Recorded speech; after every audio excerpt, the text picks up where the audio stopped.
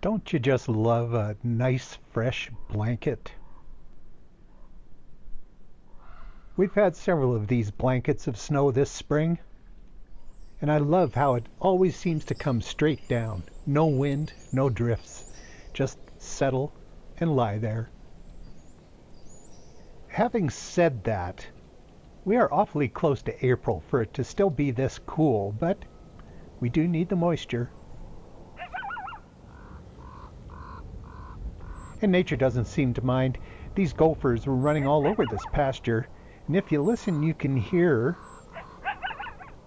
Yep, that's a coyote barking. These gophers certainly were paying attention. This latest blanket was covering everything in the foothills, except for these little spring-fed creeks. The ducks were paddling through them. But the fields and stuff, yeah, they were pretty much covered. Now that is good moisture, absolutely.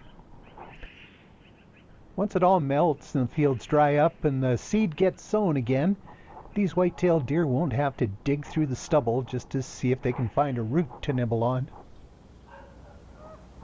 Although I gotta say, there were a lot of white-tailed deer around and they certainly didn't look to be suffering. These things are hardy. The further I went toward the mountains, the warmer it became. The snow on the roads was melting and everything was pretty mucky, but I had to stop for this. Could those be mink tracks? I kind of think so.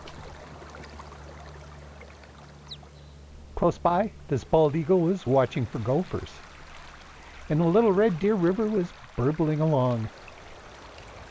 But the roads I was on was slushy and muddy, so I figured I'd go west just a little bit to see what I could see, and I ran into this familiar family. I last photographed them in May of last year, and I'm so glad to see that they made it through the winter.